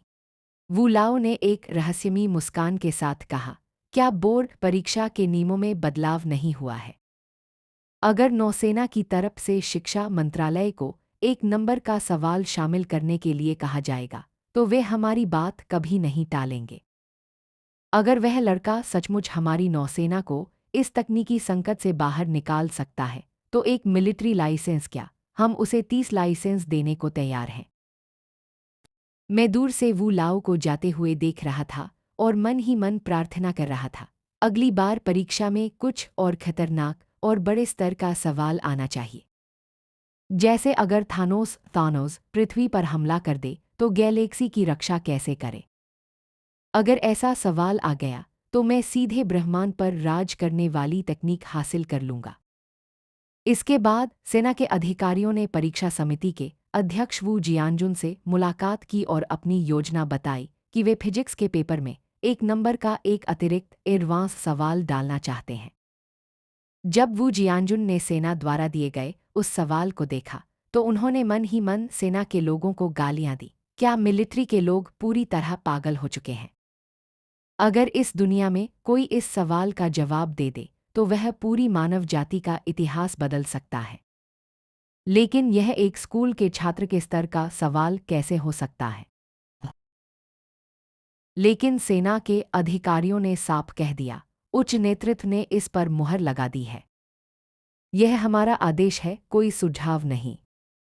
वू जियानजुन के पास हामी भरने के अलावा कोई रास्ता नहीं था। जल्द ही मेरी चौथी बोर्ड परीक्षा का समय आ गया। यह जंग इतिहास रचने वाली थी। जैसे ही मैं परीक्षा केंद्र पर पहुंचा, पत्रकारों ने पूरे इलाके को घेर रखा था। यहाँ तक कि इंटरनेट पर सट्टेबाजों ने दांव लगाना शुरू कर दिया था कि क्या मैं इस बार फिर से पूरे नंबर ला पाऊंगा या नहीं। जब परीक्षा शुरू हुई तो पहले 3 पेपर हिंदी, गणित और इंग्लिश बिल्कुल सामान्य रहे। बाकी छात्रों ने राहत की सांस ली। चलो, शुक्र है इस बार पेपर सेट करने वालों ने कोई पागलपन नहीं दिखाया। लेकिन जैसे ही उनके हाथ में साइंस और बायोलॉजी का कंबाइंड पेपर आया, उसका आखिरी सवाल देखकर उनका दिमाग सुन्न हो गया। सवाल था, कैंसर जैसी जानलेवा बीमारी का स्थायी और सटीक इलाज क्या है? इसके फॉर्मूले का विश्लेषण करें। छात्रों का सिर चकरा गया। दुनिया भर के वैज्ञानिक सालों की रिसर्च के बाद भी इसका इलाज नहीं ढूंढ पाए, और तुम यह सवाल हम स्कूल के छात्रों से पूछ रहे हो। हमारी क्या बिसात कि हम इस स्तर का जवाब दें। खैर, वह सवाल सिर्फ 1 नंबर का था, इसलिए छात्रों ने उसे छोड़ना ही बेहतर समझा। लेकिन मैंने उस आंसर शीट पर बड़े बड़े अक्षरों में लिखा, मैं इसे ठीक कर सकता हूँ। और इसके बाद मैंने कैंसर को पूरी तरह खत्म करने का बेसिक मेडिकल कॉन्सेप्ट और फॉर्मूला वहाँ लिख दिया। चूंकि सवाल में किसी मरीज की विशिष्ट स्थिति नहीं दी गई थी, इसलिए मैंने कोई कस्टमाइज्ड दवा का पर्चा नहीं लिखा। दोपहर के समय जब फिजिक्स का पेपर बांटा गया, तो छात्र परीक्षा हॉल में ही चिल्लाने और गालियां देने लगे, सर, जरा यहाँ आकर देखिए यह क्या बकवास है। हमसे कह रहे हैं कि भविष्य के असीमित ऊर्जा स्रोतों अनलिमिटेड क्लीन एनर्जी की पूरी रिसर्च गाइडलाइन और वर्किंग मॉडल लिखकर दिखाए। उसी पल मेरे दिमाग में एक असहनीय और तेज दर्द हुआ। मेरे दिमाग के अंदर अचानक से कंट्रोल न्यूक्लियर फ्यूजन नियंत्रित नाभिकीय संलयन / कृत्रिम सूर्य तकनीक का पूरा खाका और असीमित वैज्ञानिक डेटा लोड हो गया। यह तकनीक पूरी तरह से दुनिया बदलने वाली थी। ये दोनों तकनीकें, कैंसर का इलाज और न्यूक्लियर फ्यूजन मिलने का मतलब था कि तांग देश के लिए असीमित ऊर्जा का स्वर्ण युग शुरू होने वाला था। उस मुकाम पर पहुंचने के बाद तांग देश के सामने ब्रिटेन जैसी छोटी ताकतें तो क्या, सीधे त्रिलोकी बॉडी एलियंस जैसी उन्नत सभ्यताएं भी पानी भरेंगी। मैंने तुरंत अपना हाथ उठाया और एग्जामिनर को इशारा किया, सर, मुझे कुछ और सप्लीमेंट्री आंसर शीट्स, अतिरिक्त कॉपियां चाहिए। एग्जामिनर ने सामान्य रूप से पूछा, हाँ लुचुआन, कितनी कॉपियां चाहिए? 200 कॉपियां। मेरी आवाज पूरे शांत कमरे में गूंज उठी। हॉल में बैठे हर एक छात्र ने मुझे ऐसी नजरों से देखा मानो उन्होंने कोई भूत देख लिया हो। लुचुआन, क्या तुम परीक्षा में परमाणु बम बनाने का पूरा तरीका लिखने वाले हो? अब मेरे सामने इतिहास का सबसे बड़ा प्रदर्शन करने का समय था। इसके बाद एग्जामिनर्स ने अपने जीवन का सबसे अविश्वसनीय और कभी न भूलने वाला नजारा देखा। मैंने अपने दोनों हाथों में पेन उठाए और यहाँ तक कि एक पेन अपने मुंह में भी दबा लिया और एक साथ 3 अलग-अलग आंसर शीट्स पर पागलों की तरह लिखना शुरू कर दिया। मेरी लिखने की गति इतनी तेज थी मानो कोई सुपर कंप्यूटर काम कर रहा हो। इस बार मैंने समय से पहले पेपर नहीं छोड़ा। मैं आखिरी सेकंड तक लगातार लिखता रहा। जब परीक्षा खत्म होने की घंटी बजी, तब कहीं जाकर मेरे हाथ रुके। जब मैं 200 से अधिक आंसर शीट्स का बंडल अपने हाथों में लेकर एग्जामिनर के पास पहुंचा, तो हॉल में मौजूद हर छात्र के मन में सिर्फ एक ही सवाल था, क्या यह लड़का सचमुच हाड़ मांस का इंसान है या कोई रोबो? दोनों एग्जामिनर्स ने जब मेरी कॉपियां लीं, तो उनके चेहरे पर गहरा खौफ था, क्योंकि मेरी फिजिक्स की आंसर शीट्स पर साक्षात कंट्रोल न्यूक्लियर फ्यूजन का पूरा वर्किंग मॉडल और रिसर्च थ्योरी लिखी हुई थी। अचानक परीक्षा केंद्र का मुख्य दरवाजा बेहद हिंसक तरीके से खुला। आधुनिक हथियारों से लैस सैनिकों की एक पूरी टुकड़ी हॉल के अंदर दाखिल हो गई। उनका कमांडर एक बेहद सलीके का और कड़क फौजी था। उसने आते ही घोषणा की, लुचुआन की उत्तर पुस्तिकाएं आंसर शीट्स अब राष्ट्रीय सुरक्षा और सैन्य गोपनीयता के तहत आती हैं। उच्च कमान के आदेशानुसार इन्हें तुरंत सेना अपने कब्जे में ले रही है। इधर मिलिट्री हेडक्वार्टर में जनरल वू क्युई ने तुरंत आदेश जारी किया, हमारी स्पेशल कमान की पूरी ब्रिगेड को बुलाओ और इस मीटिंग बिल्डिंग को चारों तरफ से सील कर दो। जब तक ये आंसर शीट्स यहाँ हैं, मेरी इजाज़त के बिना अगर कोई भी इस बिल्डिंग से बाहर कदम रखने की कोशिश करे तो उसे देखते ही गोली मार दी जाए। जब देश के शीर्ष परमाणु वैज्ञानिकों और रिसर्चर्स ने उन आंसर शीट्स को पढ़ना शुरू किया तो उनकी हालत ऐसी हो गई मानो उन्होंने कोई जादुई दवा खा ली हो। वे पागलों की तरह झूमने और चिल्लाने लगे, हे भगवान! यह तो साक्षात कंट्रोल न्यूक्लियर फ्यूजन की तकनीक है। अगर हमने इसका सफल परीक्षण कर लिया तो हमारा देश ब्रिटेन और बाकी दुनिया से सीधे 500 साल आगे निकल जाएगा। लेकिन यह सारी जानकारी बोर्ड परीक्षा की एक मामूली कॉपी पर कैसे लिखी हो सकती है? आजकल की बोर्ड परीक्षा का स्तर इतना खतरनाक कब से हो गया? कुछ दिनों बाद मैंने परमाणु ऊर्जा और इस नई तकनीक पर काम करने वाली एक मेगा कॉरपोरेशन बनाने का फैसला किया। इसी बीच जनरल वू कुई को इस बात की भनक लग गई और वे बिना बुलाए मेरे घर आ पहुंचे। उन्होंने सेना की तरफ से मुझे आधिकारिक तौर पर मिलिट्री हथियार बनाने का लाइसेंस, वेपन्स लाइसेंस सौंप दिया और कहा कि इस न्यूक्लियर फ्यूजन प्रोजेक्ट में सेना भी भारी निवेश इन्वेस्टमेंट करेगी।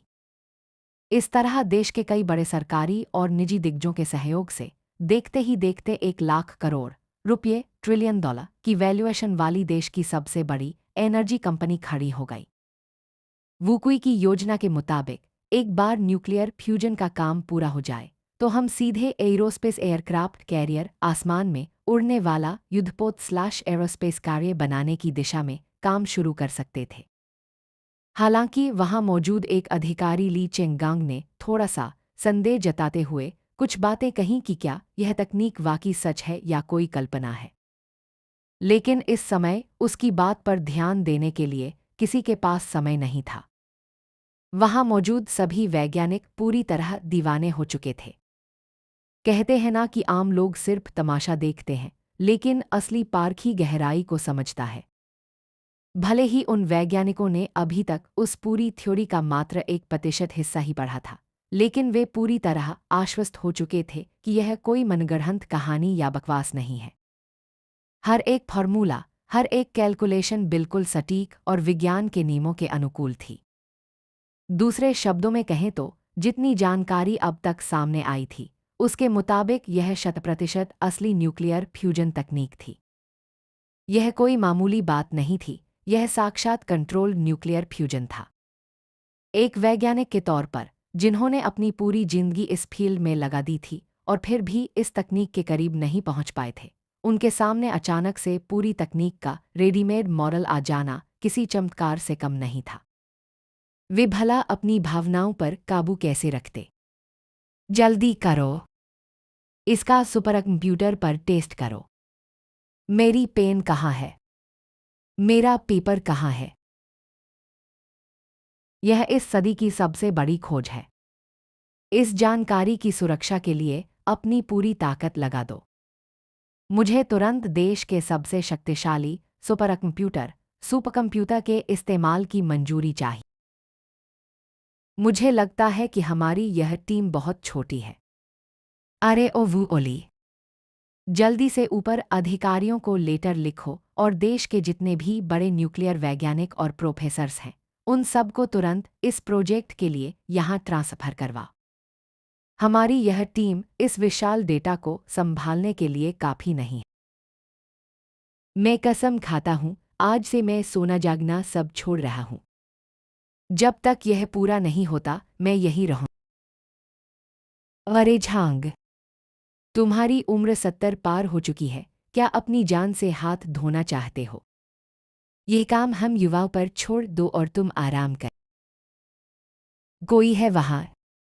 जल्दी जाओ और मेरे रहने खाने का सारा सामान इसी लैब में शिफ्ट करो। आज से मेरा घर, मेरा परिवार सब यही लैब।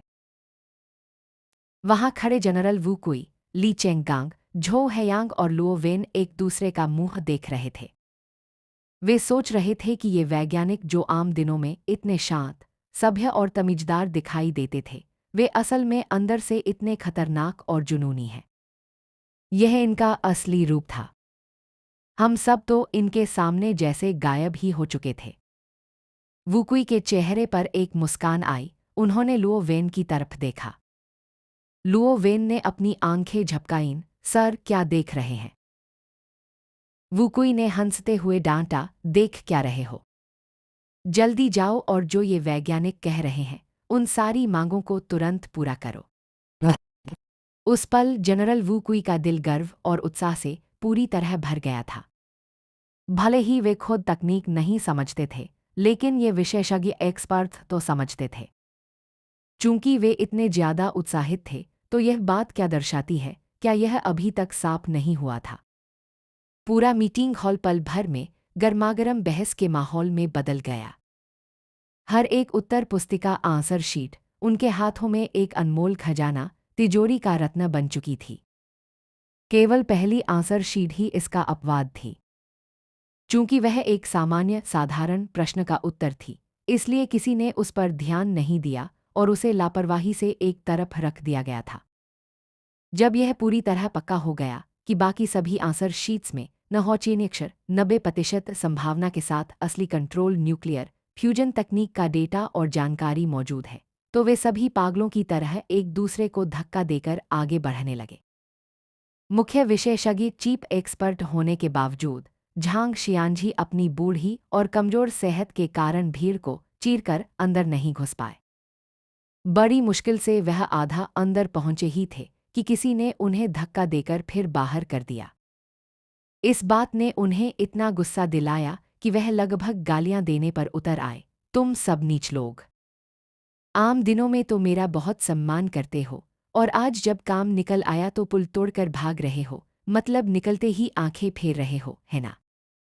सब के सब रास्ते से हट जाओ, मुझे अंदर जाने दो, मुझे देखना है। लेकिन इस समय हर कोई पागल हो चुका था, किसी ने भी उनकी बात पर ध्यान नहीं दिया। गुस्से के मारे वह अपने पैर पटकने लगे, उनकी सफ़ेद दाढ़ी पागलों की तरह कांप रही थी, लेकिन फिर भी उनके पास अंदर जाने का कोई रास्ता नहीं था। तभी इस आपाधापी के बीच उनकी नज़र उस पहली आंसर शीट पर पड़ी जिस पर कोई ध्यान नहीं दे रहा था। उन्होंने लापरवाही से उसे उठा लिया और देखना शुरू किया। पहले पन्ने पर देखने लायक कुछ खास नहीं था, दूसरे पन्ने पर भी कुछ वैसा ही। यह क्या है? झांग शियानजी अचानक बहुत जोर से चौंक गए। क्या बकवास है यह? कैंसर का इलाज? उनकी इस बात ने वहां खड़े जनरल वुकुई को भी हैरत में डाल दिया। कैंसर का इलाज? इसका क्या मतलब है? क्या यह आंसर शीट पर लिखा है? झांग शियानजी तुरंत वुकुई के पास आए और शीट उनकी तरफ बढ़ाते हुए बोले, सर, आप खुद ही देखिए यहाँ क्या लिखा है। वुकुई ने सीधे उस पर नजर डाली। ओह भाई! परीक्षा समिति पेपर सेट करने वाले भी इस बार अलग ही रंग में थे। कैंसर का इलाज कैसे करें, ऐसा सवाल पूछने की हिम्मत कैसे हुई इनकी? ली चेंग गांग ने पास से कहा, आप दूसरों की बात कर रहे हैं, लेकिन आपकी अपनी हालत भी तो वैसी ही है ना। यह बताओ कि यह उत्तर कैसा लिखा है। थोड़ी देर की हैरानी के बाद वुकुई ने झांग शियानजी की तरफ देखा। झांग शियानजी ने अपनी भौहें सिकोड़ते हुए कहा, मेरा मुख्य विषय स्पेशलाइजेशन न्यूक्लियर फिजिक्स परमाणु भौतिकी है। मैं बायोकेमिस्ट्री जैव रसायन के बारे में ज़्यादा नहीं जानता, और मेडिकल फील्ड के बारे में तो मुझे शून्य जानकारी है। लेकिन मैं पूरी गारंटी के साथ कह सकता हूँ कि आज के मेडिकल साइंस के स्तर को देखते हुए कैंसर का पूरी तरह इलाज करना लगभग असंभव है। विशेष रूप से तीसरी और चौथी स्टेज मिड और लास्ट स्टेज में कुछ खास तरह के कैंसर को छोड़कर यह सीधे मौत की सजा जैसा होता। और भले ही इसका कोई इलाज हो, लेकिन वह इलाज इतना सरल और अजीब नहीं हो सकता। चीनी पारंपरिक चिकित्सा ट्रेडिशनल चाइनीज मेडिसिन TCM, पोषण विज्ञान न्यूट्रिएंट्स और पंचतत्व 5 एलिमेंट्स का संतुलन, यह सब बहुत रहस्यमयी काल्पनिक लगता है। यह वैज्ञानिक नहीं है, आज के विज्ञान में ऐसी किसी बात की कोई जगह नहीं है। वह इस बात से हैरान थे कि परीक्षा में ऐसा सवाल पूछा गया था, न कि इस बात से कि वह उत्तर कितना शानदार था। वैसे ये सारी वैज्ञानिक जानकारियां बोर्ड परीक्षा की आंसर शीट पर क्यों लिखी हुई हैं? झांग शियानजी ने पूछा। क्योंकि यही इस साल की बोर्ड परीक्षा का असली प्रश्नपत्र था, वुकुई ने जवाब दिया। झांग शियानजी को एक और बड़ा झटका लगा, इस साल के बोर्ड परीक्षा के सवाल। आजकल की बोर्ड परीक्षा का स्तर इतना जंगली खतरनाक हो गया है क्या? यह सिर्फ थोड़ा बहुत जंगली नहीं है, ये तो सचमुच बेहद खतरनाक स्तर का पागलपन है। वुकुई के चेहरे की मांसपेशियां थोड़ी सी सिकुड़ गईं। आखिर बोर्ड परीक्षा का स्तर कब से इतना अजीब होने लगा था? शायद यह सब तब से शुरू हुआ था जब से लू चुआन नाम का यह लड़का अचानक इस दुनिया के सामने आया था।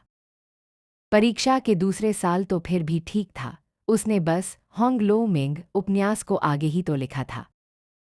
लेकिन पिछले साल की बोर्ड परीक्षा से ही सब कुछ असामान्य होने लगा था। और इस साल तो हद ही पार हो गई, परमाणु भौतिकी और कैंसर का इलाज। इस पूरे मामले के पीछे के मास्टरमाइंड्स, शुरुआत करने वालों में से एक होने के नाते उन्हें खुद भी यह सब बहुत अजीब लग रहा था, लेकिन यह सब खुद लू चुआन ने ही तो मांगा था। वो कोई मन ही मन हंसने और रोने जैसी स्थिति में थे। लेकिन झांग शियानजी ने इस पर ज्यादा बहस नहीं की। थोड़ी देर की हैरानी के बाद वह आखिरकार भीड़ को चीरकर अंदर घुसने में कामयाब हो गए और बाकी वैज्ञानिकों के साथ मिलकर न्यूक्लियर फ्यूजन तकनीक पर बहस और जांच परख करने लगे। इधर वो कोई थोड़े गंभीर हो गए। वह अपने हाथों में कैंसर के इलाज की दिशा बताने वाली उस आंसर शीट को सहलाते हुए काफी देर तक चुपचाप सोचते रहे। आखिरकार उन्होंने अपने सहायक लुओ वेन से कहा, तुम तुरंत निकलो और पुशियान शेंग मास्तपू को यहाँ लेकर आओ। पुशियान शेंग। लुओ वेन थोड़ा चौंक गए। पुशियान शेंग, जिनका पूरा नाम पुशिसान था, देश के सबसे महान और सम्मानित पारंपरिक डॉक्टरों मेडिकल सेंस में से एक थे। कुछ साल पहले प्रैक्टिस से रिटायर होने के बाद उन्होंने आम मरीजों को देखना बंद कर दिया था। उन्हें विशेष रूप से सेना के इस गुप्त विभाग द्वारा यहाँ के शीर्ष अधिकारियों की देखरेख और स्वास्थ्य प्रबंधन के लिए आमंत्रित किया गया था। उनके आने के बाद से बूढ़े अधिकारियों की सेहत पहले से कहीं ज़्यादा बेहतर रहने लगी थी, इसलिए हर कोई पु शियानशेंग का बहुत सम्मान करता था और उनकी जादुई चिकित्सा पद्धति पर पूरा भरोसा रखता था। क्या आप इसलिए बुला रहे हैं क्योंकि आपको डर है कि ये वैज्ञानिक बहुत ज़्यादा एक्साइटेड होकर अचानक हार्ट अटैक, दिल का दौरा या ब्रेन हेमरेज, नसों का फटना का शिकार न हो जाए? लुओ वेन ने पूछा। वुकुई अचानक चौंक गए, तुम्हारी बात में दम है। उनके लिए तो बुला ही रहे हो, साथ में 2 इमरजेंसी मेडिकल टीमें, एम्बुलेंस स्टाफ भी तुरंत तैनात करवा दो। लुओ वेन पूरी तरह सोच में पड़ गए, अब मैं क्या समझूं? मेरा अंदाजा सही था या गलत? लगभग 1 घंटे के बाद पुशियानशेंग वहां पहुंच गए। वुकुई उन्हें शोर मचाते हुए वैज्ञानिकों की भीड़ से दूर एक कोने में ले गए और उन्हें वह आंसर शीट दिखाते हुए पूछा, पुशियानशेंग, आपकी राय में इस छात्र ने जो उत्तर लिखा है वह कैसा है? पुशियानशेंग ने तुरंत कोई जवाब नहीं दिया। उन्होंने बेहद शांति से उस उत्तर को आदि से अंत तक पढ़ा। पूरा पढ़ने के बाद उन्होंने एक गहरी और लंबी सांस ली। उत्तर बहुत ही लाजवाब लिखा गया है। कम से कम वर्तमान समय के हिसाब से देखा जाए तो कैंसर को ठीक करने का यह सबसे ज़्यादा सफलता दर, सक्सेस रेट वाला तरीका है। लेकिन दुर्भाग्य से इसका कठिनाई स्तर बहुत ही ज़्यादा है। कठिनाई स्तर बहुत ज़्यादा है। वुकुई को थोड़ा आश्चर्य हुआ। वह पुशियानशेंग की बात पर पूरा भरोसा करते थे, लेकिन इस कठिनाई स्तर का क्या मतलब था? हाँ, बहुत ज़्यादा कठिन। इस उत्तर की थ्योरी सिद्धांत में कोई कमी नहीं है, यह बिल्कुल परफेक्ट है। लेकिन असली समस्या यह है कि इस स्तर का चिकित्सा ज्ञान हासिल करना, और वो भी इतनी शुद्ध पारंपरिक चीनी चिकित्सा TCM के साथ, आज के समय में नामुमकिन के बराबर है। तो हमारे देश में अभी ऐसे कितने पारंपरिक डॉक्टर बचे हैं जो इस तरीके को अपना सके? वुकुई ने गहराई से पूछा। पुशियानशेंग ने थोड़ा सोचते हुए कहा, अगर आप 10 साल पहले पूछते तो शायद 20 या 30 लोग मिल जाते। 30 साल पहले इनकी संख्या 100 से ज़्यादा थी। लेकिन आज के समय में, जहाँ तक मेरी जानकारी है और मुझे मिलाकर, पूरे देश में ऐसे 5 डॉक्टर भी नहीं बचे हैं। वो कोई हैरान रह गए, इतने कम। लेकिन पिछले कुछ सालों से हम लगातार पारंपरिक चिकित्सा TCM को बढ़ावा दे रहे हैं ना। देश में चीनी चिकित्सा के कॉलेज और यूनिवर्सिटीज भी तो लगातार बढ़ रही हैं। यह समंदर में एक बूंद के बराबर है और हमारी शुरुआत की जड़ ही पूरी तरह गलत है, पुशियानशिंग ने अपना सिर हिलाते हुए कहा। चूंकि आप इस बारे में जानना चाहते हैं, तो मैं आपको इसकी कड़वी सच्चाई बताता हूँ। इन बड़ी बड़ी पारंपरिक चिकित्सा यूनिवर्सिटीज में पढ़ने वाले छात्रों में से 10,000 में से शायद एक छात्र भी ऐसा नहीं होता जो असली और सच्ची विद्या सीख पाता हो। ऐसा इसलिए नहीं है कि वे पढ़ना नहीं चाहते, बल्कि इसलिए है क्योंकि पारंपरिक चीनी चिकित्सा के लिए गॉड गिफ्टेड टैलेंट, असाधारण प्रतिभा और व्यक्तिगत क्षमता की बहुत ज़्यादा जरूरत होती है। इंसान को लगातार व्यावहारिक अनुभव, प्रैक्टिस के जरिए ही आगे बढ़ना होता है। सिर्फ किताबों से सीखने के बाद असली प्रैक्टिस का मौका आज के छात्रों को नाम मात्र का मिलता है। ग्रेजुएशन की बात तो छोड़िए, पोस्ट ग्रेजुएशन या PhD करने के बाद भी कितने छात्र छाती ठोक कर कह सकते हैं कि वे नाड़ी देखकर बीमारी का सटीक इलाज कर सकते हैं। इसीलिए पारंपरिक चिकित्सा को सीखने का सबसे बेहतरीन तरीका हमेशा से गुरु शिष्य परंपरा, मास्टर अप्रेंटिस सिस्टम ही रहा है। उदाहरण के लिए, जब एक गुरु अपने शिष्य को सिखाता है, तो वह नुस्खे, दवाइयों की पर्ची लिखने से शुरुआत करता है। लेकिन इसका मतलब सिर्फ कॉपी करना नहीं होता। गुरु खुद मरीज की नाड़ी देखता है और शिष्य पास खड़े होकर उसकी बातें सुनता है और देखता है। फिर शिष्य को भी नाड़ी देखने का मौका दिया जाता है ताकि वह खुद महसूस कर सके। इसके बाद जब गुरु दवा लिखता है तो शिष्य उसे नोट करता है। नोट करने के बाद वह दोबारा मरीज की नाड़ी देखता है ताकि गुरु के लिखे नुस्खे और नाड़ी के लक्षणों का आपस में मिलान, क्रॉस वेरिफिकेशन कर सके और अपने ज्ञान को पक्का कर सके। इस पूरी प्रक्रिया के दौरान उसे अनगिनत प्राचीन चिकित्सा ग्रंथों का अध्ययन करना होता है, एक्यूपंक्चर, सुई चिकित्सा के सटीक पॉइंट्स सीखने होते हैं और जड़ी बूटियों की पहचान करनी होती है। आमतौर पर यह सीखने की प्रक्रिया लगातार 20 से 30 सालों तक चलती है। यहाँ तक कि कोई बहुत बड़ा टैलेंटेड छात्र भी हो, तो उसे इस विद्या में थोड़ा बहुत मुकाम हासिल करने के लिए कम से कम 15 से 20 साल लग जाते हैं। लेकिन आज के माहौल और आज की शर्तों को देखते हुए, भला कितने लोग ऐसे हैं जो इतने लंबे समय तक बिना कमाए शांत मन से बैठकर सीख सके। आखिर उन्हें भी तो अपना पेट पालना है, उन्हें भी पैसे कमाकर अपने परिवार की जिम्मेदारी उठानी है। और अगर किसी के पास पैसों की कमी न भी हो, तब भी पारंपरिक चिकित्सा को इस गहराई से सीखना बेहद उबाऊ और थका देने वाला काम है। इस रास्ते पर टिके रहने वाले लोग आटे में नमक के बराबर हैं। इसके अलावा दो और बहुत बड़ी समस्याएं हैं। दो और बड़ी समस्याएं। वो कोई चौंक गए। इस बातचीत से पहले तक उन्हें वाकई अंदाजा नहीं था कि पारंपरिक चिकित्सा को बचाना इतना मुश्किल काम था। इसके सीखने की कठिनाई के अलावा बाहरी दुनिया में भी दो बड़े संकट मौजूद थे। हाँ, दो बहुत बड़े संकट। पहला संकट है जड़ी बूटियों औषधियों की क्वालिटी का। आज के समय में मिलने वाली जड़ी बूटियां भले ही पूरी तरह नकली ना हो, लेकिन कृत्रिम रूप से उगाई जाने वाली खेती, आर्टिफिशियल फार्मिंग के कारण उन्हें समय से पहले ही काट लिया जाता है। कम समय के कारण उनके अंदर असली औषधीय गुण, मेडिसिनल पावर पैदा ही नहीं हो पाते। इसके अलावा सही भौगोलिक स्थान, राइट ओरिजिन न होने के कारण भी औषधियों का असर आधा रह जाता है, जिससे डॉक्टर द्वारा लिखा गया बिल्कुल सही नुस्खा भी मरीज पर कोई काम नहीं करता। दूसरा सबसे बड़ा संकट है पारंपरिक चिकित्सा का पश्चिमीकरण, वेस्टर्नाइजेशन हो जाना। हमारी पारंपरिक चिकित्सा का पूरा आधार शरीर की आंतरिक शक्ति को मजबूत करना, ऊर्जा के प्रवाह को ठीक करना और शरीर के पंचतत्वों, 5 एलिमेंट्स के संतुलन को बनाए रखना है। लेकिन यह सब आधुनिक विज्ञान के हिसाब से बहुत रहस्यमयी लगता है। आज के समय के कई चीनी चिकित्सा के छात्र और खुद कई डॉक्टर्स भी इस थ्योरी को पूरी तरह समझ नहीं पाते और न ही इस पर विश्वास करते हैं। नतीजा यह होता है कि वे सिर्फ कुछ प्रसिद्ध नुस्खों और दवाइयों के नामों को रट्टा मार लेते हैं। जब उनके पास कोई मरीज आता है तो वे दवा कैसे लिखते हैं? वे आधुनिक allopathic medical reports, x ray, blood test आदि को देखते हैं और उसके आधार पर दवा तय करते हैं।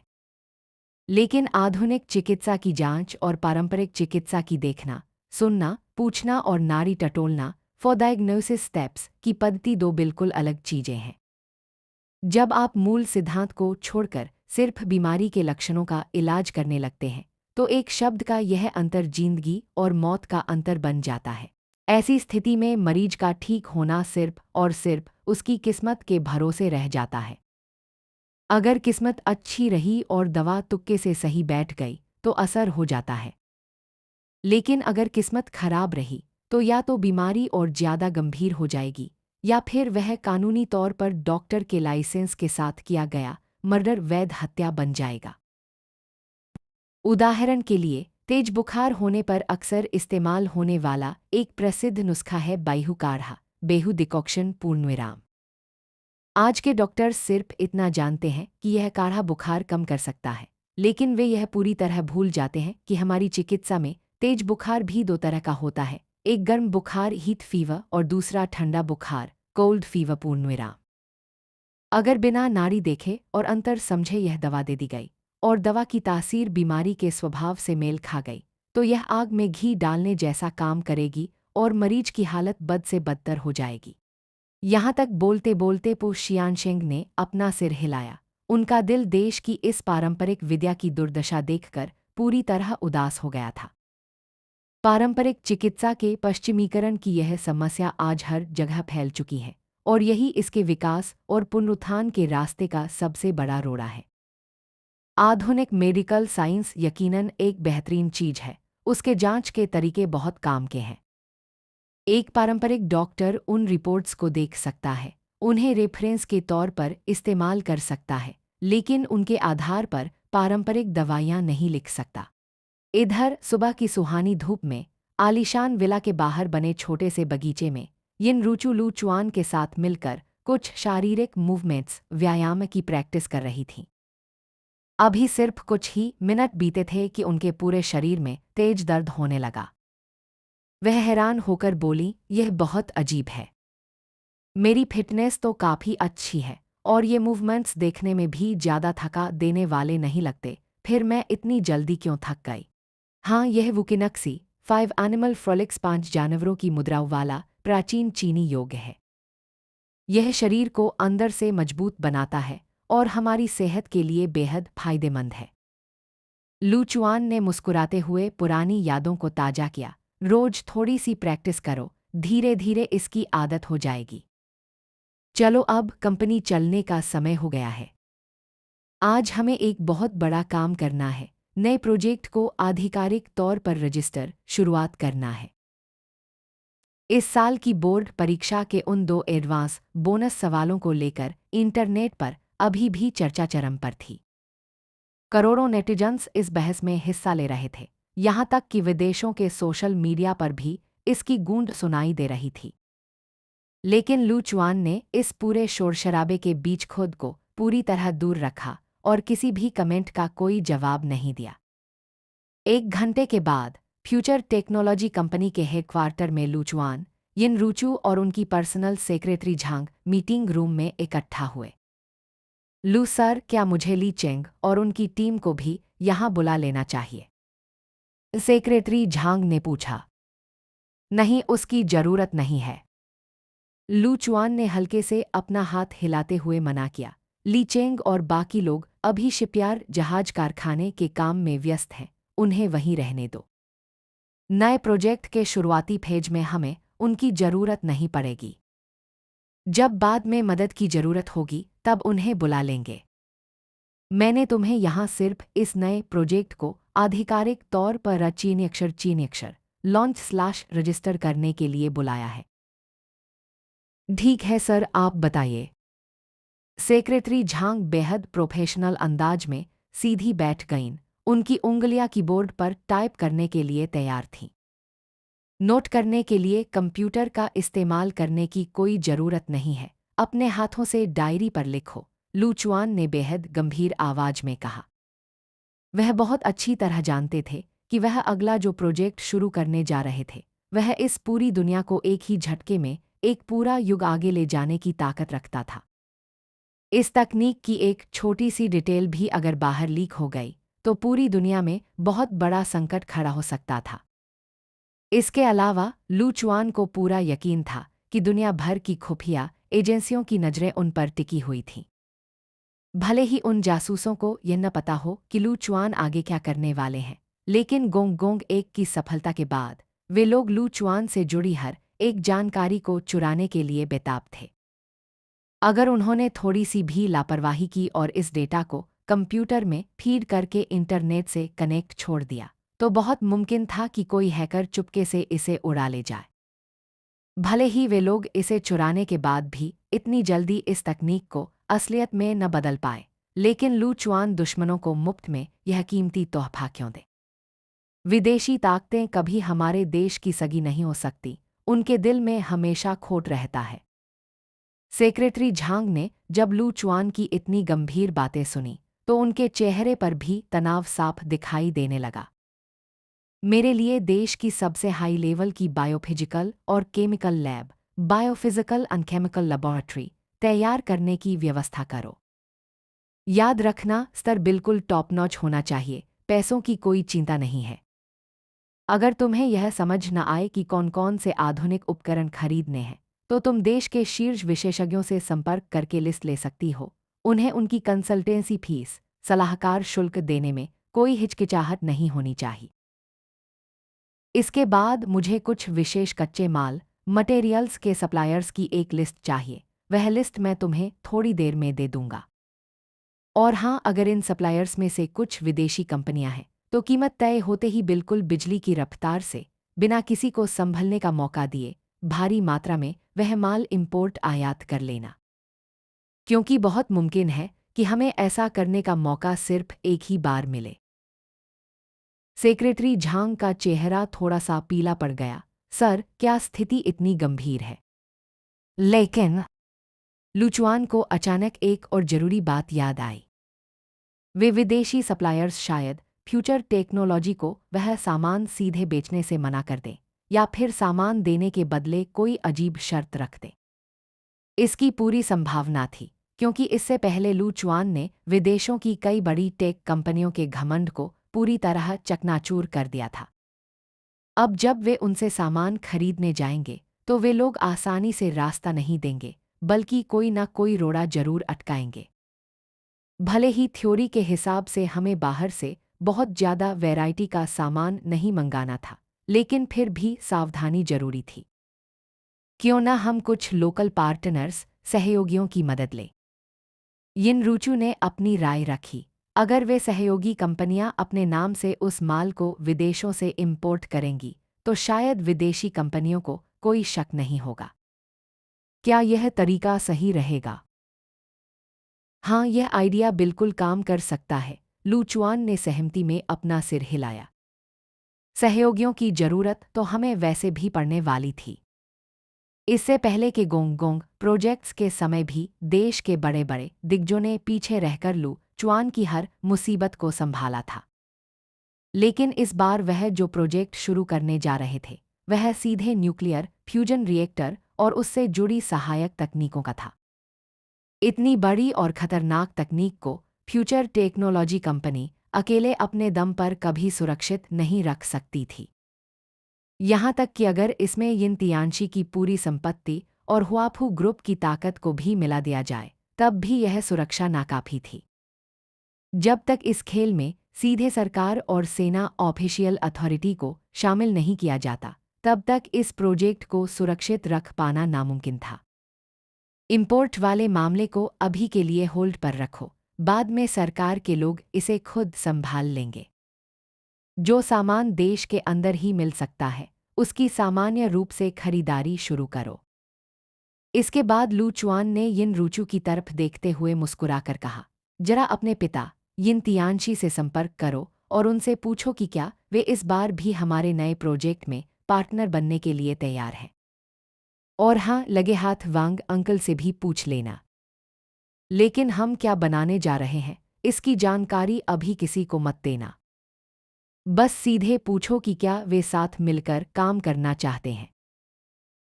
बेशक उनके पास सिर्फ पैसा निवेश करने और मुनाफे का हिस्सा डिविडेंड लेने का अधिकार होगा, कंपनी के फैसलों में उनका कोई दखल नहीं रहेगा। जहां तक शेयर होल्डिंग के अनुपात 6% की बात है, लुचुआन ने थोड़ा गणित लगाया। 100 अरब तांग देश की मुद्रा 100 बिलियन युन के बदले 10% शेयर्स दिए जाएंगे। सच्चाई तो यह थी कि यह कीमत बहुत ही सस्ती थी। एक बार जब यह प्रोजेक्ट पूरी तरह बनकर तैयार हो जाता तो इसकी वैल्यू लाखों करोड़ों से भी ज्यादा होने वाली थी। लेकिन फिलहाल धरातल पर कुछ भी नहीं था, सिर्फ लू चुआन की बातें थीं। कागजों पर शुरुआत में ही इस नए प्रोजेक्ट की वैल्यूएशन 1 लाख करोड़ तय कर देना पहले से ही बहुत बड़ी बात थी। अगर वह इससे ज्यादा पैसे मांगते तो शायद उनके होने वाले ससुर भी उनके साथ बैठकर नफा नुकसान का हिसाब लगाने लगते। और वैसे भी कोई भी समझदार बिजनेसमैन किसी प्रोजेक्ट की शुरुआत में ही उसकी भविष्य की पीक वैल्यूएशन उच्चतम मूल्य के हिसाब से पैसा नहीं लगाता। इसके अलावा वे लोग सिर्फ पैसा ही नहीं लगाने वाले थे, बल्कि पर्दे के पीछे से अपनी पूरी राजनीतिक और सामाजिक ताकत का इस्तेमाल भी करने वाले थे। दूसरी तरफ लू चुआन के पास खुद भी इस समय इतना पैसा नहीं था। भले ही पिछले कुछ समय से फ्यूचर टेक्नोलॉजी कंपनी दिन दुगुनी और रात चौगुनी कमाई कर रही थी और पैसों की बारिश हो रही थी, लेकिन यह भी देखना जरूरी था कि वह पैसा खर्च कहाँ होने वाला था। किसी आम बिजनेस के लिए वह पैसा बहुत ज़्यादा हो सकता था, लेकिन जब बात असली हाई एंड और अत्याधुनिक साइंस, हाईटेक रिसर्च की हो, तो वहाँ 10-20 अरब रुपये तो ऐसे गायब हो जाते हैं जैसे पानी में नमक, उनकी कोई आवाज़ तक नहीं सुनाई देती। यहाँ तक कि सिर्फ एक सेमीकंडक्टर या चिप इंडस्ट्री की बात करें तो वहाँ 50 अरब या 100 अरब रुपये डालने के बाद भी कई सालों तक कोई नतीजा सामने नहीं आता।